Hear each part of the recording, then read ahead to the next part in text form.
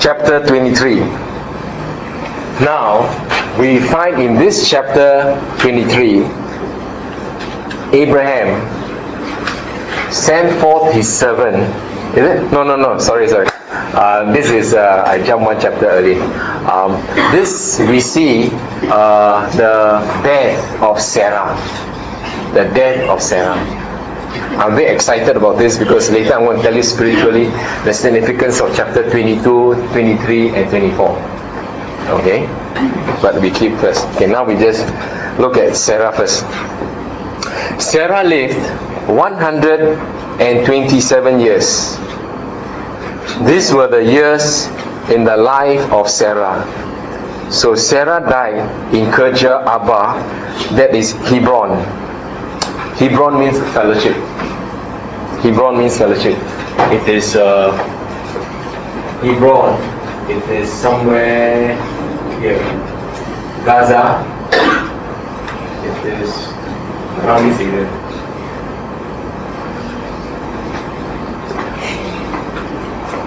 In the land of Canaan, and Abraham came to mourn for Sarah and to weep for her. Sarah died, Abraham mourned and weep for her. Do you know this is the first mention of weeping in the Bible? You go and read when sin came into this world, when Adam and Eve failed the test. Did anybody cry? No. When flood came and over, this whole earth was covered with water and everyone died except the 8 in the boat. Anybody cried? I really don't have. But this one, because my wife died, I cried. That's what Abraham did. And so crying is part of the process. It is okay. It is okay. But some people are so macho. No, I don't cry and so on. We do. My sister passed away in 2005. I also cried. Yeah, I've spoken at many funeral wakes and so on. People also cry. It's okay to release it. I worry for those of you who just hold it up and so on. Just release it. It is okay. Question is, why did Abraham cry for his wife? Why did he weep for her? Because they must have been great companions. They went through the thick and the thin. You understand not? We went through so many years in the desert from the land of Ur. Yeah, we have been both telling lies so many years together, right? Only 2 are recorded. So many occasions not recorded. There was famine and we survived. Yeah, through the thick and the thin, we went through together. But more importantly, it was the death of a believer, because she also had the faith. She also believed in the Lord. She also participated with Abraham in this walk. The death of a wife, the death of a mother. And I tell you, Isaac really misses his mother. He really loves it. And I'm sure the mother doted on him. Yeah. Hagar and Ishmael, go. But she doted on Isaac. How do I know that? You turn to Genesis 24, verse 69. Yeah, same Genesis. 2 chapters down. Oh, 1 chapter down. 60 what? 7. Okay. 67. Because I scribble in my Bible. Sometimes these glasses I can't see. Okay. Then Isaac brought her into his mother Sarah's tent, and he took Rebekah, and she became his wife, and he loved her. So, at this point in time, which we will study later, Isaac got a wife, Rebekah. He loved Rebekah, and by so doing, Isaac was comforted after his mother's death. That means when Sarah died, Isaac was very sad. But now he found a bride. And so he was comforted after his mother's death. So back to chapter 23. We see the death of a believer, we see the death of a mother, we see the death of a wife. And also I mentioned at the wake, one week recently, the death of a homemaker. Indeed she was. She made the home, she was cooking, preparing and doing everything. Not all wives and not all mothers are homemakers. You follow me? In today's very competitive world, they are out there working and doing so many things, and they are not homemakers. But Sarah was. And because of all these reasons, that's why Abraham felt that sense of loss, and he moaned and he wept for her. In the verse 67, was it just consideration for what? marriage? Oh wait, then when we come to it, chapter 24, okay? When we come to chapter 24, I'll tell you about the marriage ceremony. So, we are believers. We mourn, but we do not mourn as the world does, which mourns as if there is no hope. For us, there is hope. So life must go on. And here it is demonstrated in the life of Abraham. He moved on. He just didn't sit there and cry. So what did he do? Verse 3. Then Abraham stood up from before his dead. Enough, okay, I run out of tissues, enough. So he stand up, okay, and spoke to the sons of Heth, saying, I am a foreigner and a visitor among you. Give me property for a burial place among you, that I may bury my dead out of sight. Now, those days, if you go and study history books and so on, those days, foreigners, even resident aliens, that means you're a foreigner but you stay in the land, you have no right to the land. You cannot own the land. In this case, an exception was made. No harm. Abraham just asked, and it's up to the people of the land whether to sell or not.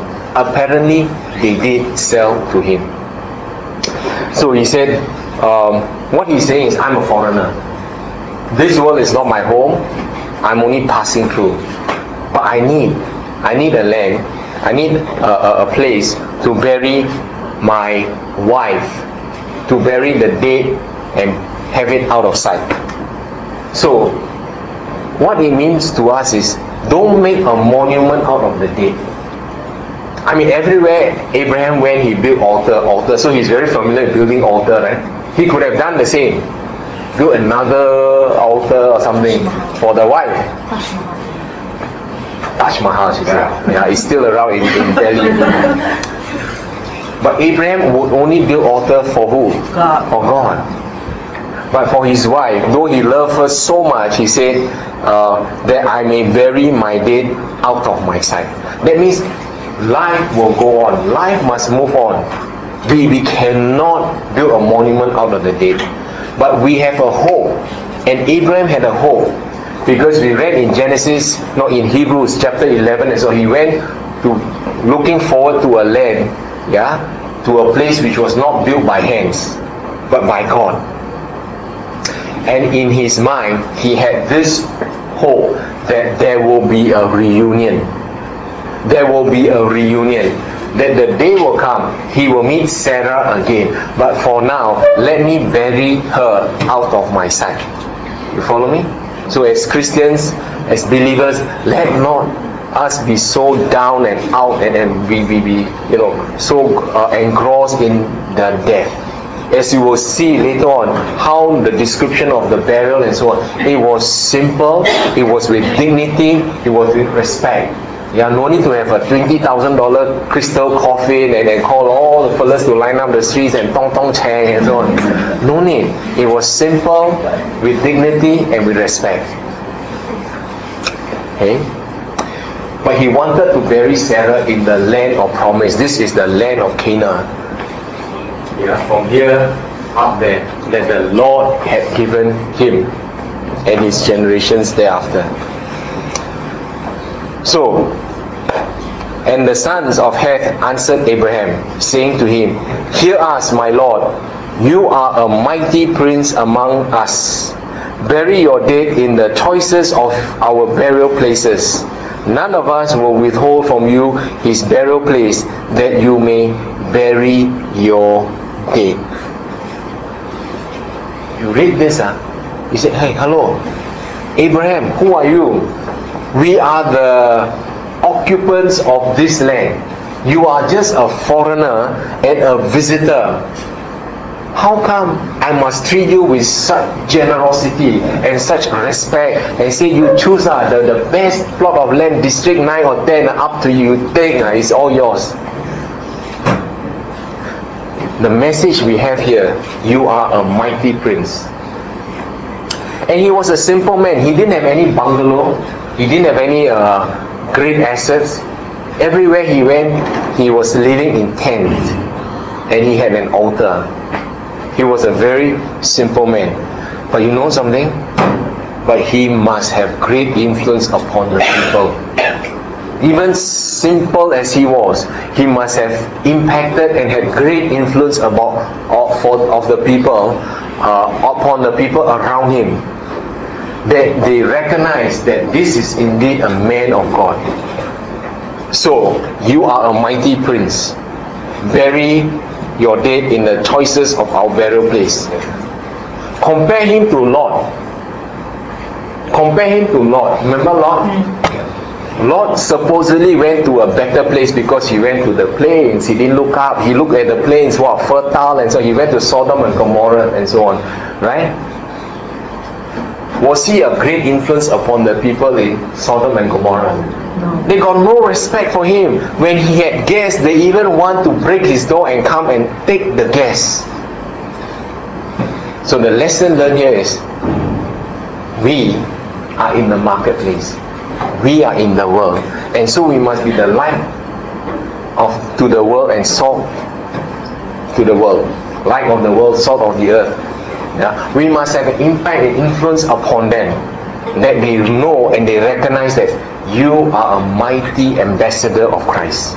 You know, when we leave the house, we dress well, we speak well, reasonably, dress and so on. We don't behave like the world. You know why? Because 24/7 we are ambassadors of Christ. I don't need to be Bill Gates, I don't need to be Steve Jobs, I don't need to be whoever, but I am a representative of Christ. And they recognize this in Abraham. You are a mighty servant of God.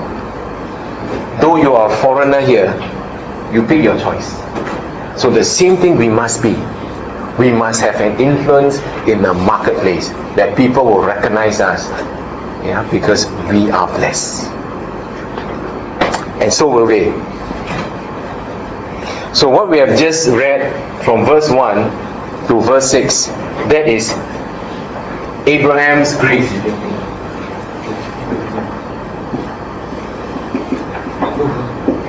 Verse 1 to 6. Then verse 7 to 9, Sarah's grave.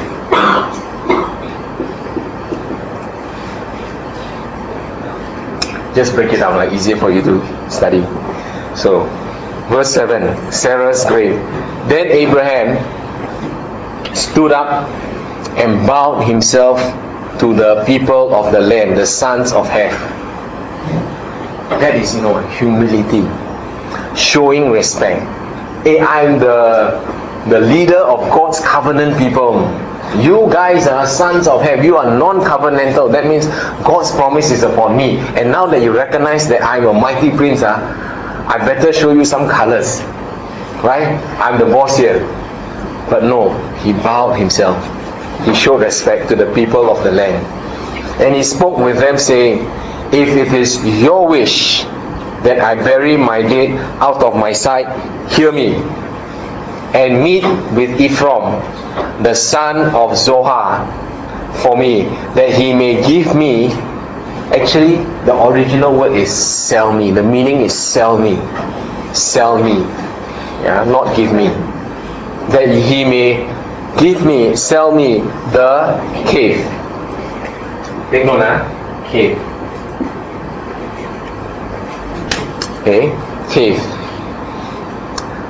Now I was, when we were in Israel, Pastor Stephen Kong showed me some of these places.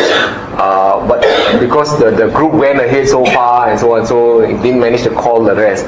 But because in Israel, land is so prime, so expensive. And they, whatever land they can, they use it for agriculture. So when the people die, what they do is, there is a plot. They bury the person in there. And they got many of such pits dug. They bury the person in there. It is like a cave. And then 1 year later, it will now become what? Bones, right? Yeah, not embalmment or anything, it will become bones. Then they take the bones and then they put aside, and then the next person who dies, they put in this to save the land instead of burying all over the land.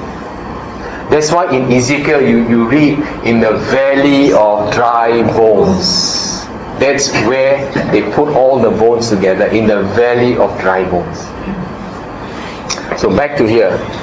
He wanted a cave of Mount Machpelah, which he has. So Abraham was aiming for this cave, and this cave is in the land that belongs to Ephraim. So cave of Machpelah, which he has, Ephraim has, which is at the end of his field. So his field is so big. I only want the cave, okay, which is at the end of his field.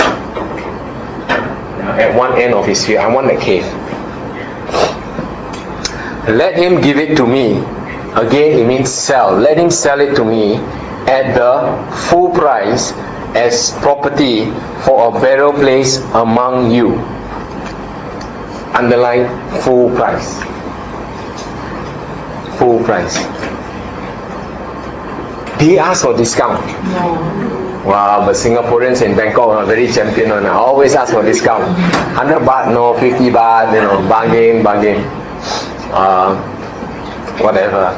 I mean, I also participate in bargaining and so, but I don't bargain too much. Because these people, I think they also have a tough living. And for us, our currency is strong. You want for the fun of it, bargain a bit, but sometimes they really cheat you. But just a little bit, and then if you like it, you just take it and go. Okay? But the lesson learned here is, Abraham will not take anything from the world for free, or even at a discount. He said, I will pay the full price. I will pay the full price. Don't ask. He didn't ask for a discount. And he's only asking for the cave. So next is Ephraim. Ephraim's gift. I put it apostrophe because though it is gift, but not exactly a gift.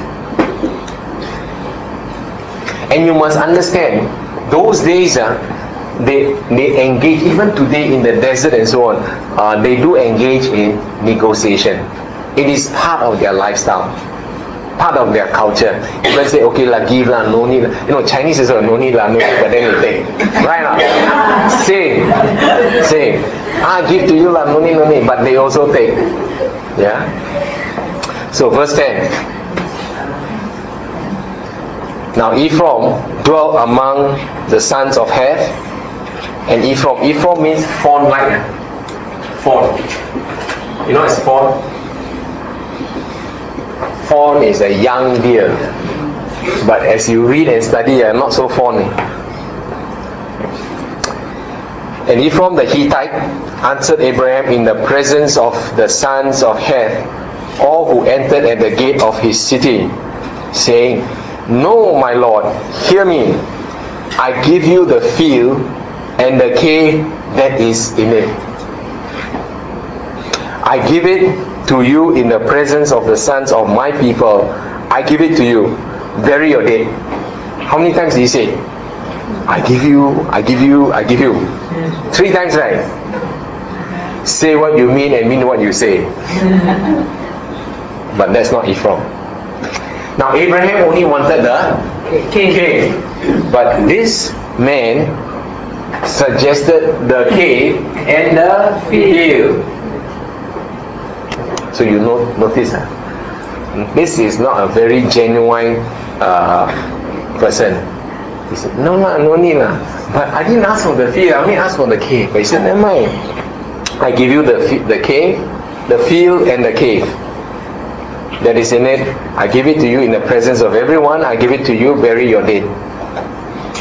So this is the beginning of the process of negotiation. Then Abraham bowed himself down before the people of the land, again humility, and he spoke to Ephraim in the hearing of the people of the land, saying, if you will give it, please hear me, I will give you money for the field. So Abraham knows. I want the cave, but you throw in the field. Okay, fine. Don't want to argue with you. I will take the field as well.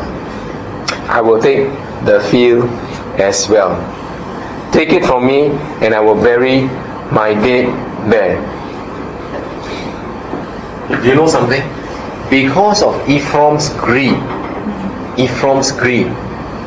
Abraham bought the first piece of land in the land of promise.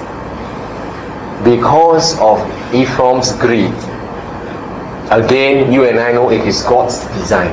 God designed Ephraim to be greedy. And because of Ephraim's greed, Abraham get to own the first property in the promised land. If not, all he had was just the cave. So sometimes things don't happen the way you want it. And then when God does something, you say, wow, but actually God will give you more and beyond what you have asked for. You understand? No? He only wanted the cave. Now he got the field. So God knows best. Father knows best. And Ephraim answered Abraham, saying to him, my Lord, listen to me. This land, the land is worth 400 shekels of silver. What is that between you and me? So bury your dead. Hey, hello, wait, choke, Just now you say verse 1, verse 11, you say, I give it. How come you are naming the price? If you give it, no need to name price, but he named the price. So it's not a genuine offer. And for the cave, those days, properties were transacted between 100 shekels to 1,000 shekels. Yeah, depending on the land size and everything. So historians say that for this cave and this field that Abraham bought, 400 shekels, he was overpaying. He was overpaying. Too much. Yeah, you thought they are terrible people who sell properties in Singapore, but it was also then. Yeah. Too much. Historians say this is too much for that field. But Abraham paid. Okay? So Abraham listened to Ephraim, and Abraham weighed out the silver for Ephraim. Now those days are not dollar note. Dollar note tak pakai, they really weigh out the metal and so on. For Ephraim, which he had named in the hearing of the sons of Heth, 400 shekels of silver, currency of the merchants. So a price has to be paid, and he paid it in full for the field. Okay. Ephraim, he represents the world, greed. Let's look at John chapter 4, verse 27.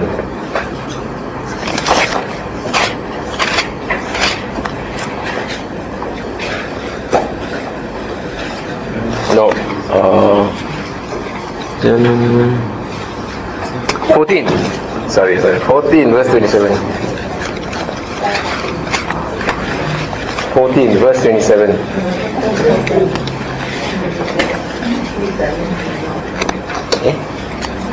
Is it 14 verse 27?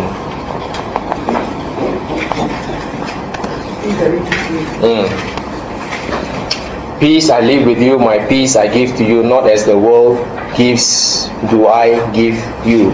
Let not your heart be troubled, neither be afraid. So, what I want to point to you is the peace. It is the peace, not as the world gives. So we don't want to take anything from the world. What we want and what we have, it is from God. And I'm very sure Abraham, after he got the field, he had the peace, because now he can bury his wife. And you know something? This place wasn't the only. This place wasn't only for Sarah, because later on, the rest of his family, they were also buried in Machpelah. And I'm sure, as I mentioned a while ago, just a short while ago, Abraham had the peace. Yes, I'm paying a lot, but I have the peace. I don't want to take it from the world. Not as the world gives do I give to you. So let not your heart be troubled. So I'm sure Abraham did not feel, oh yeah, I've been cheated, I paid too much and so on. But I have the peace. This is the first parcel of land in the land of promise that God had given to him. In any case, Abraham, all the money that he had, did he earn it? No, right? He just tell a couple of lies and then he had. Just say to my other, go upstairs, I cannot sleep. Okay, so all that we have, we are only stewards. You follow me? We are only custodians, we are only trustees. All that we had, all come from God, and we are just transacting to get the land that God had promised. In this case, was to Abraham. So verse 17. So the field of Ephraim, which was in Machpelah, which was before Mamre, the field and the cave which was in it, and all the trees that were in the field, which were within all the surrounding borders, were deeded to Abraham as a possession in the presence of the sons of Heth, before all who went in at the gate of his city. Deeded. That means what? Got black and white. Got contract. Got contract. Because when you deal with the world, better put in black and white. When God did the covenant with Abraham, was that black and white? No, right? No. It's just walking through an animal sacrifice and so on. But when you deal with the world, better have black and white. You understand? Yes. Yeah, because they run on different values. They stand on different principles. So, deeded to Abraham. And after this, verse 19, Abraham buried Sarah his wife in the cave of Machpelah, before Mamre, that is Hebron, in the land of Canaan. So the field and the cave that is in it were deeded to Abraham by the sons of Heth as property for a burial place. So, verse 19, and after this, Abraham buried Sarah his wife in the cave. It was just so simple. The description of this burial was just in a few words. So, learning from this, burial was simple, there was simplicity, and it was with dignity. I am sure, Abraham would have done the best for her. Yeah, put on her the best garment and everything. Yeah, and then with respect, and then close the cave. That's how it should be. Now, the word buried. Now, in the Christian circles, there is still a big debate: burial or cremation. Burial or cremation. Some will insist on burial, and good reason. Good reason. Why? Because we are taken from the ground and to the ground we shall return. And if the believer has gone ahead before Christ's return, what is the believer waiting for? For the resurrection. 1 Thessalonians chapter 4 verse 16 and 17. Yeah, when Christ comes, he will not land, but he'll be in mid-air, and then the dead in Christ will rise first. 1 Thessalonians 4, 16, 17. So, that being the case, even as we study in the Old Testament onward, they were all buried. So, the person will be resurrected from the ground. But, today we find, not only in Singapore, but many other places, they burn to ashes. For Singapore, it's because no land and this and that. We are only comforted by the fact that when Christ comes, when the person dies, his spirit and so on is in the presence of the Lord. When Christ comes, we are all going to have a new body, a resurrected body. So it doesn't matter if you're drowned in the sea, eaten by the shark, whatever, but you will have a new body. But if you have a choice, it should be burial. Okay? So, go to a bigger country and die. There'll be a place to bury. Okay. Besides Sarah, who else was buried in Machpelah? Let's have a quick study before we end off this chapter 23. If you turn to 25 verse 9. 25 verse 9. Next chapter, 25 verse 9.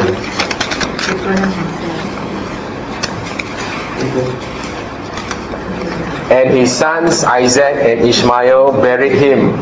Abraham died in the cave of Machpelah. So Abraham was buried there. And then you turn to 35 verse 29. 35, 29.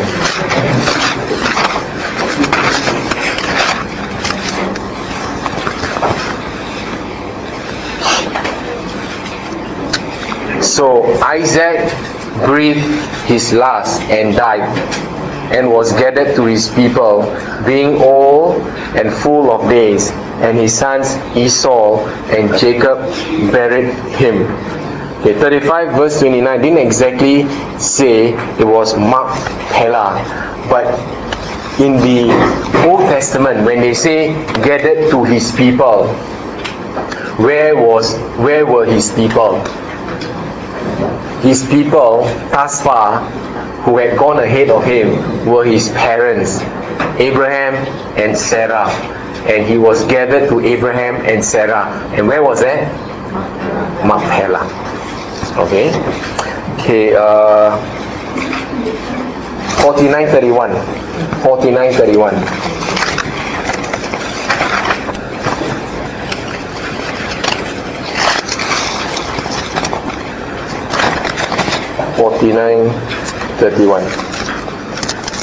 Okay, let me read from verse 30. In the cave that is in the field of Machpelah, which is before Mamre, in the land of Canaan, which Abraham bought with the field of Ephraim the Hittite as a possession for a burial place. There they buried Abraham and Sarah his wife. There they buried who? Isaac and Rebekah his wife. And there I buried Leah. Who is Leah? Daughter-in-law. Daughter-in-law of who? No. Who married Leah? Jacob. Okay? So, now you know. This is the family burial ground, burial field. So he bought it. No regrets. It was what is called a freehold. You understand? A freehold.